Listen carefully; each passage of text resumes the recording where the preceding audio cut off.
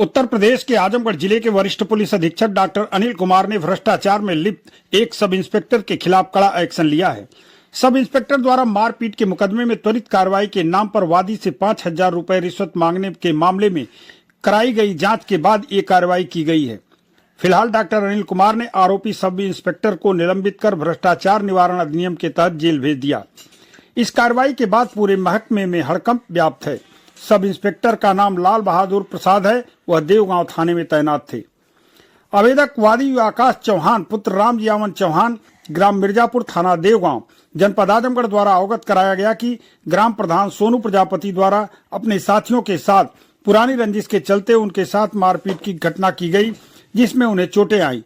घटना के संबंध में थाना देवगांव पर 3 नामजद अभियुक्तों के विरुद्ध सुसंगत धाराओं में अभियोग पंजीकृत किया गया, जिसकी विवेचना उप निरीक्षक लाल बहादुर प्रसाद द्वारा की जा रही है। विवेचना में उप निरीक्षक द्वारा उपरोक्त तीनों अभियुक्तों को जेल भेजने, चार्जशीट लगाने तथा प्रकरण में त्वरित कार्रवाई करने के नाम पर वादी से 5,000 रुपए अवैध धनराशि की मांग की जा रही थी। वादी की शिकायत को गंभीरता से लेते हुए वरिष्ठ पुलिस अधिकारियों द्वारा मामले का तत्काल संज्ञान लिया गया। स्वतंत्र एवं निष्पक्ष जांच हेतु क्षेत्राधिकारी लालगंज को निर्देशित किया गया। जांच में उप निरीक्षक लाल बहादुर प्रसाद प्रथम दृष्टया दोषी पाए गए। जांच में यह पुष्टि हुई कि शिकायत में उल्लिखित अवैध धनराशि की मांग करने की बात सत्य पाई गई, जो कि पुलिस विभाग की गरिमा एवं मानवीयता के प्रतिकूल है। जांच रिपोर्ट के आधार पर उप निरीक्षक लाल बहादुर प्रसाद के विरुद्ध देवगांव थाना पर सुसंगत धाराओं में भ्रष्टाचार निवारण अधिनियम 1988 में अभियोग पंजीकृत कर हिरासत में लेकर आवश्यक विधिक कार्रवाई की जा रही। उक्त उप निरीक्षक को निलंबित कर जेल भेज दिया गया। पुलिस विभाग के एसएसपी डॉक्टर अनिल कुमार ने स्पष्ट निर्देश दिया कि किसी भी प्रकार का भ्रष्टाचार, अवैध धन उगाही या अनैतिक मांग पूर्णतः अस्वीकार्य है। ऐसे कृत्यों पर शून्य सहनशीलता की नीति अपनाई गई है। जो भी कर्मचारी इस प्रकार के गलत आचरण में संलिप्त पाए जाएंगे, उनके विरुद्ध तत्काल कड़ी कार्रवाई की जाएगी। सभी कर्मियों को निर्देशित किया कि वे अपने कर्तव्यों का निर्वहन पूर्ण निष्ठा और पारदर्शिता से करें। वादी आकाश चौहान की तहरीर पर थाना देवगांव पर मारपीट संबंधी मुकदमा दर्ज किया गया था। इस मुकदमे की विवेचना उप निरीक्षक लाल बहादुर प्रसाद द्वारा की जा रही थी। लाल बहादुर प्रसाद द्वारा इस मुकदमे में अभियुक्तों की गिरफ्तारी करने, चार्जशीट लगाने और तुरंत कार्रवाई करने के लिए वादी से 5,000 रुपए की अवैध धनराशि की मांग की गई। इसकी सूचना वादी द्वारा जनसुनवाई में आकर दी गई, जिसके आधार पर तत्काल संज्ञान लेते हुए उप निरीक्षक लाल बहादुर प्रसाद के विरुद्ध भ्रष्टाचार अधिनियम के अंतर्गत मुकदमा दर्ज किया गया है। उनको गिरफ्तार कर जेल भेजा जाए। आजमगढ़ के इस इलाके में पहले इन लोगों ने तोड़ी दूल्हे की कार, फिर पकड़कर चालक को पीटा। सूचना पुलिस को मिली और जब पुलिस ने लिया शिकंजे में तो हाथ जोड़कर लगे माफी मांगने। मामला है जीयनपुर थाना क्षेत्र का, जहां शादी के लिए जाते समय दूल्हे की गाड़ी व एक डीजे के बीच मामूली टक्कर ने विवाद खड़ा कर दिया। इसी बात को लेकर कुछ युवकों ने दूसरे दिन दूल्हे को छोड़कर लौट रही कार पर हमला करने के साथ ड्राइवर के साथ दिन दहाड़े मारपीट की। घटना की जानकारी मिलते ही पुलिस हरकत में आई और तेजी से कार्रवाई करते हुए 2 आरोपियों को गिरफ्तार कर लिया। आपको बता दें कि जीयनपुर कोतवाली क्षेत्र के भरौली गांव निवासी कार मालिक मोतीलाल ने पुलिस को तहरीर देकर बताया कि उसका चालक रविवार को मऊ जनपद के बोझी बाजार से दूल्हा लेकर अमिला जा रहा था। रास्ते में डीजे वाहन ने टक्कर मार दी, जिसके बाद विवाद बढ़ा और मारपीट शुरू हो गई। सूचना पर पहुंची पुलिस ने डीजे वाहन को कब्जे में ले लिया। सोमवार को दूल्हे को छोड़कर लौटते समय जीयनपुर क्षेत्र के अजमतगढ़ के पास एक कार सवार 5-6 युवकों ने चालक को रोक लिया और फिर उसकी पिटाई कर दी। बताया गया कि हमलावरों ने कार में तोड़फोड़ किया। सूचना पर पहुंची पुलिस ने क्षतिग्रस्त कार को भी कब्जे में लिया और आरोपियों की तलाश शुरू कर दी। घटना को गंभीरता से लेते हुए जीयनपुर पुलिस ने सुसंगत धाराओं में मुकदमा दर्ज किया। विवेचना के आधार पर पुलिस ने सत्यम चौहान पुत्र हरिनाथ चौहान निवासी जामेतुल बनात कस्बा जीयनपुर तथा सौरभ पासवान पुत्र हरकेश पासवान निवासी मेहनाजपुर नवोदय विद्यालय के पीछे थाना जीयनपुर जनपद आजमगढ़ को गिरफ्तार कर लिया। अन्य फरार आरोपियों की गिरफ्तारी के लिए दबिश जारी है। पुलिस ने चेतावनी दी है कि किसी भी सार्वजनिक स्थान पर सड़क, बाजार, समारोह या कार्यक्रम में मारपीट, उपद्रव, धमकाने या कानून व्यवस्था को भंग करने की घटनाओं को बिल्कुल बर्दाश्त नहीं किया जाएगा। इस मामले में एसपी ग्रामीण चिराग जैन ने क्या कहा, आइए हम आपको सुनाते हैं। थाना जीयनपुर के अंतर्गत सोशल मीडिया के माध्यम से एक वीडियो संज्ञान में आया था, जिसमें रात्रि में शादी के समारोह में कुछ लोग दूल्हे की गाड़ी पर लाठी डंडे से तोड़फोड़ कर रहे थे। इस वीडियो का तत्काल संज्ञान लेते हुए थाना जीयनपुर पर सुसंगत धारा में मुकदमा पंजीकृत किया गया तथा इसमें इन्वॉल्व 2 अपराधियों को गिरफ्तार किया गया, जिनके नाम हर्ष राय और सौरभ पासवान है। अन्य लोगों की भी इसमें जांच पड़ताल की जा रही है वीडियो के माध्यम से, और लोगों के पूछताछ के माध्यम से उनकी भी पहचान की जा रही है। उनके विरुद्ध भी सख्त से सख्त कार्रवाई की जाएगी। आगे स्पष्ट रूप से यह भी चेतावनी आपको दी जाती है नागरिक वासियों को कि इस तरह से किसी भी अवैध और अनैतिक गतिविधि में इन्वॉल्व ना हो, अन्यथा आपके विरुद्ध भी सख्त से सख्त कार्रवाई की जाएगी।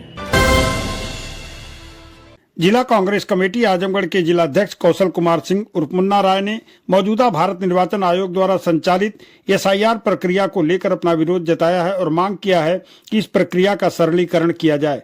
इसमें जो भी त्रुटियां हैं उन कमियों को समाप्त कर इसकी समय सीमा बढ़ाई जाए। आजमगढ़ में पार्टी कार्यालय पर पत्रकारों से बातचीत करते हुए कहा कि वर्तमान स्वरूप में यह प्रक्रिया न केवल आम मतदाताओं के अधिकारों को प्रभावित कर रही है, बल्कि जमीनी स्तर पर कार्यरत अधिकारियों एवं कर्मचारियों पर भी असामान्य दबाव उत्पन्न कर रही है। उन्होंने कहा कि सत्यापन प्रक्रिया में वास्तविक एवं पात्र मतदाताओं के नाम मतदाता सूची से हटाए जा रहे हैं। मतदाताओं से वर्ष 2003 या उससे पहले की मतदाता सूची के आधार पर सत्यापन मांगा जा रहा है, जिसे प्राप्त करना अधिकांश मतदाताओं के लिए मुश्किल हो गया है। जिला कांग्रेस कमेटी आजमगढ़ इकाई ने मांग किया है कि एसआईआर प्रक्रिया की समय सीमा बढ़ाई जाए, दस्तावेजीकरण को सरल किया जाए, जमीनी स्तर पर कार्यरत अधिकारियों को मानसिक एवं प्रशासनिक राहत प्रदान की जाए, वास्तविक मतदाताओं को किसी भी स्थिति में मताधिकार से वंचित न किया जाए। इन सब मांगों को लेकर उन्होंने जिला निर्वाचन कार्यालय में एक अपना पत्र सौंपा। प्रेस वार्ता में रियाजुल हसन, राहुल राय, अंसार अहमद, चंद्रपाल सिंह यादव, तेज बहादुर सिंह, विपिन कुमार पाठक, शीला भारती, मुन्नू यादव, अजीत राय, गोपाल कृष्ण राय, मोहम्मद आमिर, प्रदीप यादव सहित बड़ी संख्या में कांग्रेस जन उपस्थित रहे। इस मौके पर मुन्ना राय ने क्या कहा, सुनिए आप उनकी बात। प्रदेश नेतृत्व के निर्देश पर एसआईआर, भारत निर्वाचन आयोग द्वारा जो एसआईआर प्रक्रिया लागू की गई है, उसमें जो दिक्कतें आ रही है आम जनता को और हमारे बीएलओज जो प्रशासनिक व्यवस्था से पीड़ित होकर आत्महत्या कर रहे हैं, और जनता के सामने भी एसआईआर फॉर्म भरने को लेके तरह तरह की समस्याएं उत्पन्न हो रही हैं, उसके लिए कांग्रेस पार्टी ने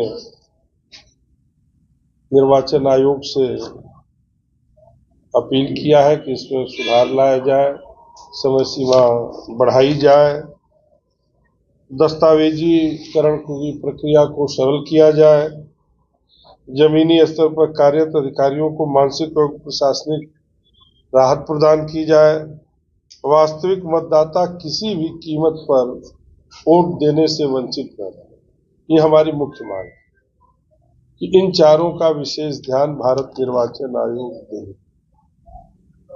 जमीनी स्तर पर काम करने में यह देखने में आ रहा है कि अभी कई बूथों पर बीएलओज ने एसआईआर फॉर्म नहीं वितरित किए।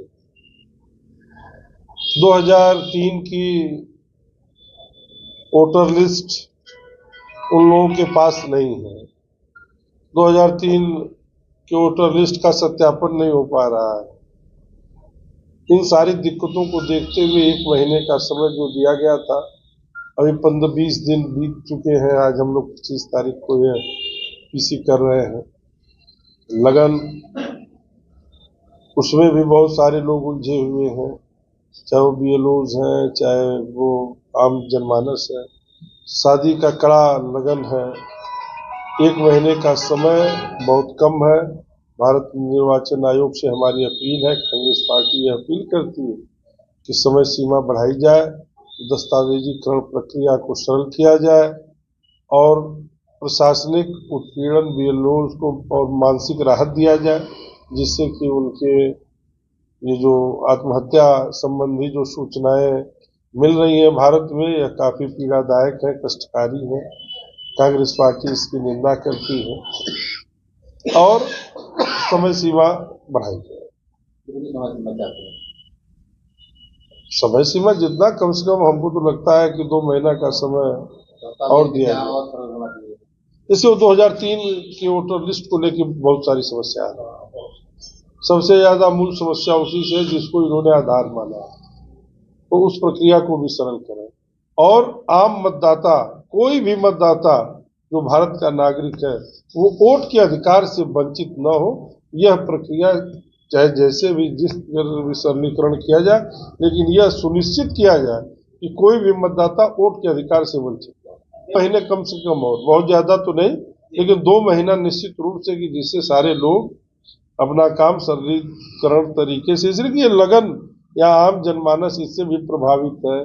सारे दस्तावेज, सारे कागजात जुटाने में, काम करने में असुविधा हो रही। कुछ लोग बाहर हैं, बाहर से भाग के आ रहे हैं, किसी के पास मालूम हुआ कि वोटर आईडी नहीं है, तो एपिक नंबर नहीं है।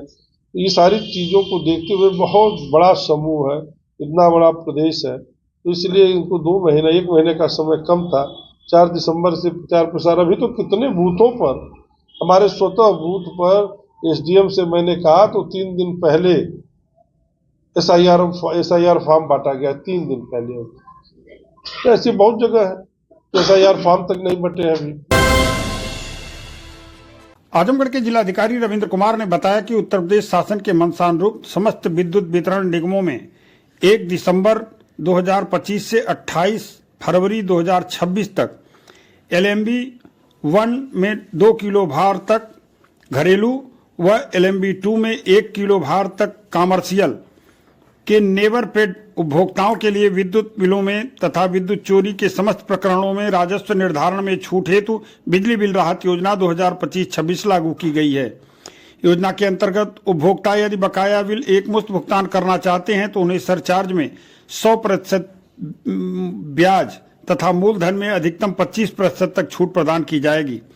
यह छूट 3 चरणों में लागू की गई है। पहला चरण 1 से 31 दिसंबर 2025 तक 25% छूट, दूसरा चरण 1 जनवरी से 31 जनवरी 2026 तक एक मुश्त भुगतान पर मूल बकाया में 20% छूट एवं तीसरा चरण 1 फरवरी से 28 फरवरी 2026 तक एक मुश्त भुगतान में मूल बकाया में 15% छूट प्रदान की गई है।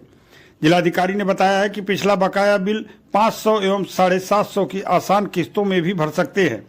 बिजली चोरी में मामलों के निर्धारण में राजस्व पर अधिकतम 50% तक की छूट प्रदान की गई है।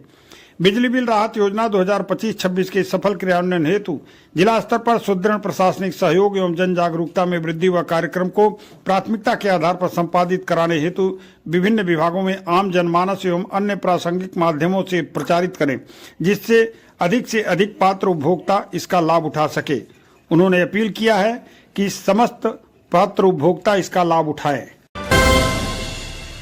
साइबर अपराधों के विरुद्ध चलाए जा रहे अभियान के तहत आजमगढ़ पुलिस को एक बड़ी सफलता प्राप्त हुई है।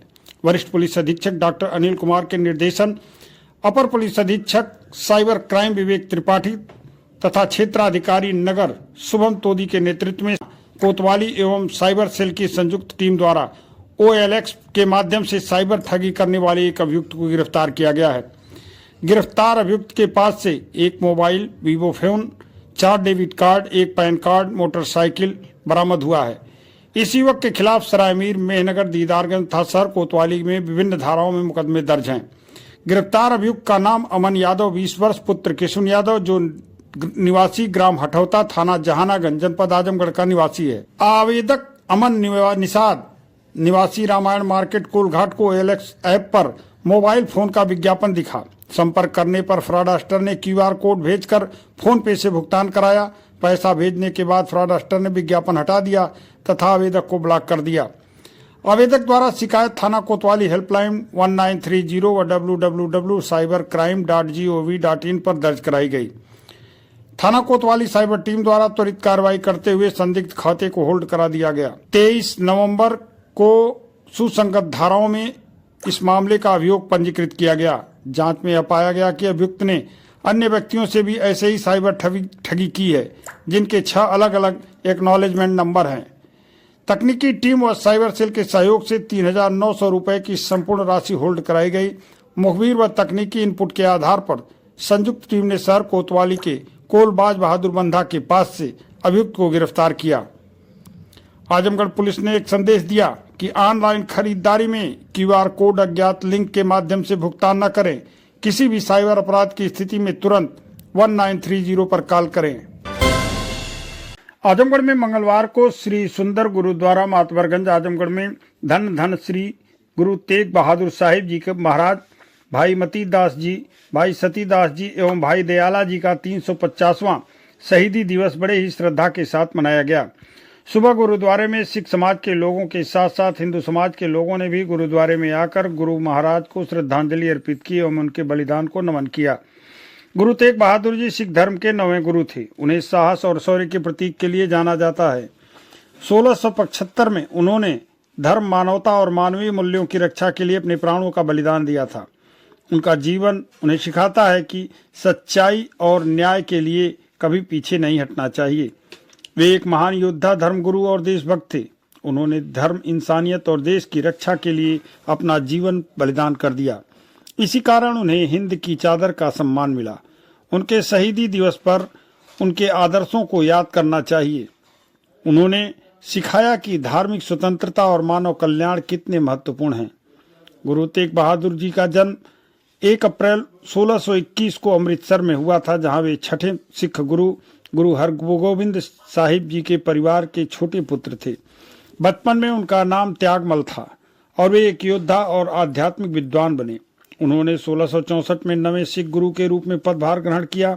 1665 में आनंदपुर साहिब की स्थापना की और गुरु ग्रंथ साहिब में 700 से अधिक भजन जोड़े।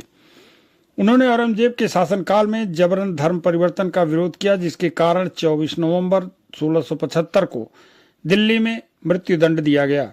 इस कारण उन्हें हिंद दी चादर, भारत की ढाल के रूप में भी जाना जाता है।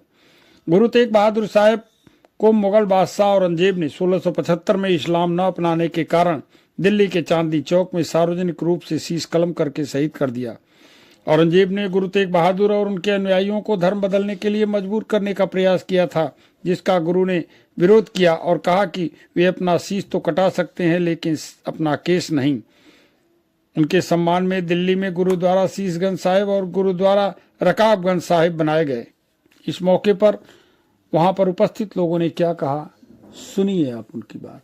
हम गुरुद्वारा ग्रंथी यानी सुनील सिंह जी, और आज जो है हिंद की चादर सिखों के 9वें गुरु धन धन गुरु तेग बहादुर साहिब जी और भाई सती दास, भाई मती दास, भाई दयाला जी, उनकी जो 350वीं शहीदी शताब्दी है वो हम लोगों ने मिलकर के उनके चरणों में श्रद्धा सुमन अर्पित किए हैं आज।